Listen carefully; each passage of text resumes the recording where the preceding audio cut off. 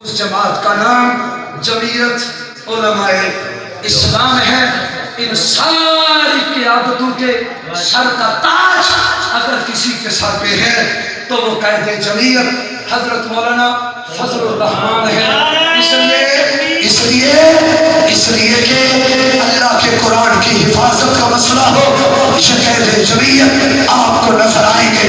اہل سنت والجماعت کے حضرت امیر عظیم سے لے کر حضرت حیدری شہید تک سینکڑوں ہزاروں لوگوں نے جانوں کی نذرانے پیش کیے، لیکن جب پاکستان کے سینٹ اور پاکستان کی قانون ساز اسمبلی میں صحابہ اہل بیت کی عزت اور ناموس کے قانون کو پاس کرنے کا یہ سہرا اگر کسی کے سر پہ آیا ہے تو اس بندے قلندر کا نام مولانا فضل الرحمان ہے۔ میری مسجد، میرا مدرسہ، میری ٹوپی، میری داڑھی، میری پگڑی، میرا نصاب قرآن کی تعلیم، حدیث کی تعلیم، فقہ کی تعلیم، اصول فقہ کی تعلیم، جب میرے نصاب تعلیم پر ڈاکہ ڈالا گیا اور میرے مدرسے کی آزادی اور خودمختاری کو چھیننے کی کوشش کی گئی، میری داڑھی کا، میری ٹوپی کا، میری چار دیواری کا، میری مسجد کا، میرے مدرسے کے حفاظت بن کر آنے والے کا نام مولانا فضل الرحمان ہے۔ جب آقا کی ختم نبوت کر کے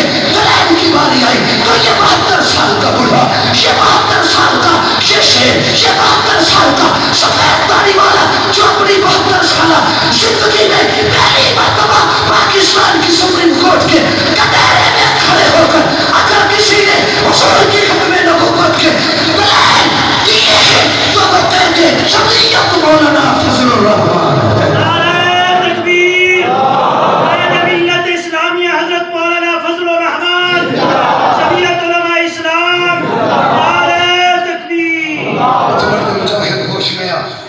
تعمیر خلافت پیدا کر، کیوں فرقے ہوتا ہے؟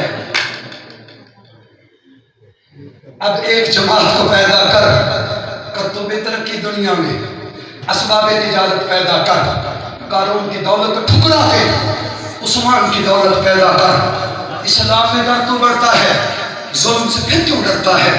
یا اسلام کا نام نہ لے، یا شوق شہادت پیدا کر، دل سے کو گھبرائے نا۔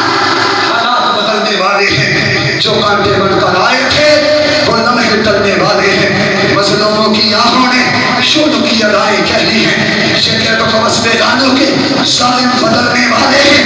ہمت نہیں طوفانوں میں جذبوں کو ہمارے چھین سکے، یہ جتنا ہم کو گزریں گے ہم اتنا اچھلنے والے ہیں۔ ایک مرد قلندر تھا، چھوٹا سا قد تھا، کمزور سی جسامت تھی، امی عائشہ کا غیرت مند حلالی بیٹا تھا، حق سے نوازا ہوا وہ حق کو خطیب تھا۔ پیپلیاں کی جامع مسجد کے ممبر اور محراب پر وہ مرد قلندر درجہ کرتا تھا، جس کا جسم کمزور تھا، عقیدہ نظریہ شکوک بہار سے زیادہ مضبوط تھا۔ وہ چھوٹے قد والا، کمزور جسامت والا، پیپلیاں کی جامع مسجد کا خطیب، میری امی عائشہ کا غیرت مند حلالی بیٹا، صحابہ اہل بیت کی عزت کا حقیقی محافظ، حق سے نوازا ہوا وہ حق کو خطیب اپنے تقریر کے آخر میں یوں کہہ دیا کرتا تھا، فنا فی اللہ کے تہنے بقا کا راز مصور ہے، جسے مرنا نہیں آتا اسے جینا نہیں